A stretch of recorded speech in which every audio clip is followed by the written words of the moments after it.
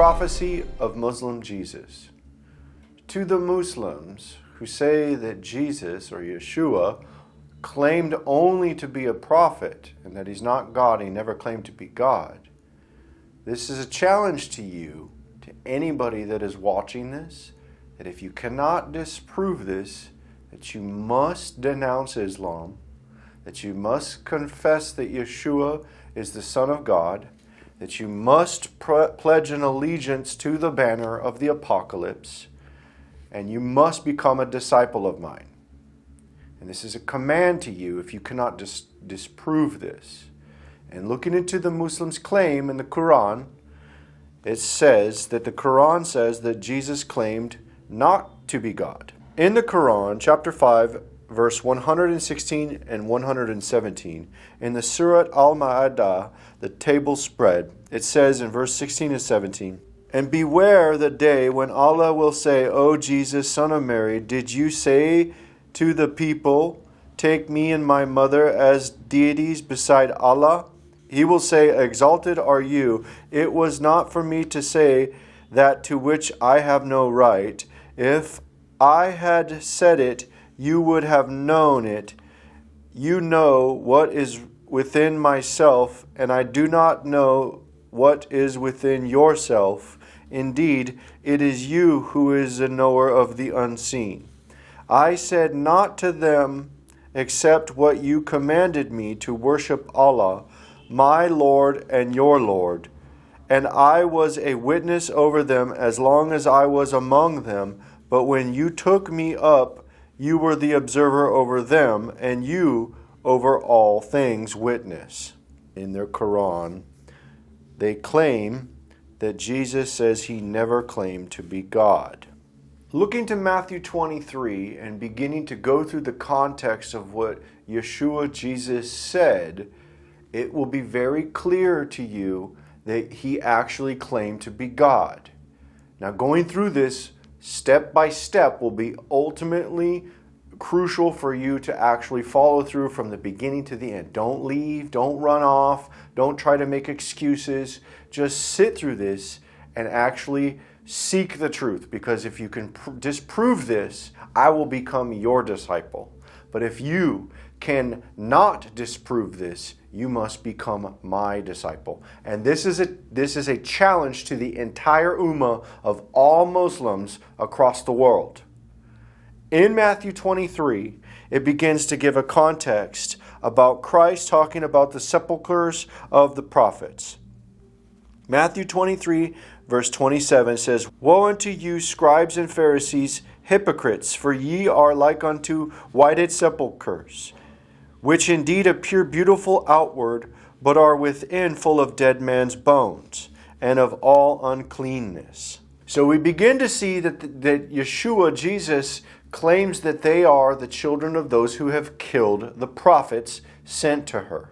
And he talks about a tomb and about their uncleanness inside them, just like the tombs of the prophets are unclean bones inside of them. In verse 29 through 31, he continues on and says, "Woe unto you, scribes and Pharisees, hypocrites, because ye build the tombs of the prophets and garnish the sepulchres of the righteous, and say, if we had been in the days of our fathers, we would not have been partakers with them in the blood of the prophets.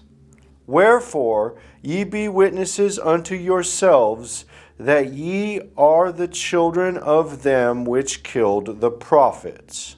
Now Jesus continues on to talk about the context of the prophets that are laid in those tombs. Now watch this very clearly, what he says.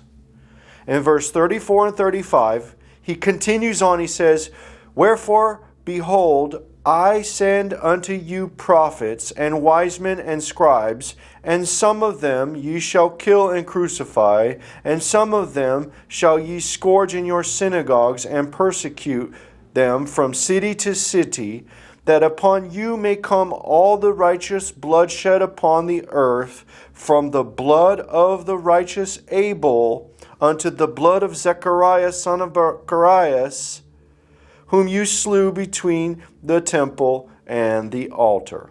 Now watch this. In the context for this, it's very important to see that Christ says that it is He who sent these prophets. It is very important that you see the context note here.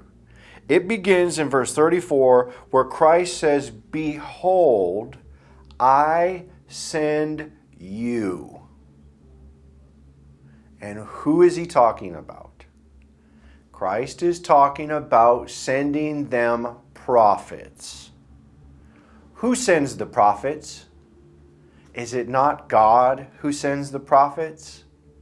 Christ literally states in this context that He is the one who sent Zacharias, whom they slew between the porch and the altar at the temple before Christ came. That all the blood of the righteous on the earth will come upon them. That they will be guilty of that. That it is Him who sent the prophets. Literally, He says, "I am the one who sent these prophets." He says, "Behold, I send unto you prophets." Who did Jesus send? Jesus sent the prophets. So who sends the prophets? Look at that quote that He says in verse 34. "Behold, I send you prophets." Look what it says in Malachi. Chapter 4, verse 5. It says, "Behold, I will send you Elijah the prophet before the coming of the great and dreadful day of the Lord." Notice how it says here, "Behold, I send you." This is the statement of the authority of God sending the prophet. That prophet that's speaking to you now. The last prophet. And Christ says, "Behold, I send you prophets."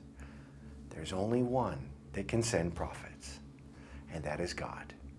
That is Christ declaring Himself to be the God who sends the prophets. Matthew chapter 23, verse 35, He clearly says that He is the one who sent Zacharias, whom was slain between the porch and the altar.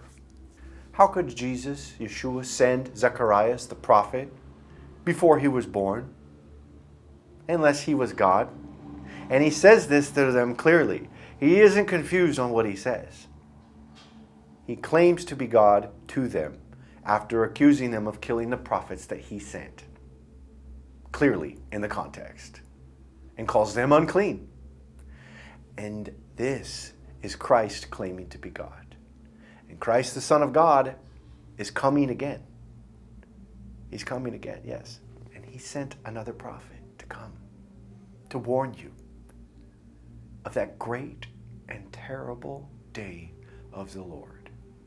Therefore, repent, confess that Jesus, Yeshua, is the Son of God, and be spared. Pledge your allegiance to the banner, follow my command, and I will take you to the promised land. Otherwise, the plagues and the wrath of God will come upon you, and you will be put into a river of blood. And this is the prophecy of the Muslim Jesus.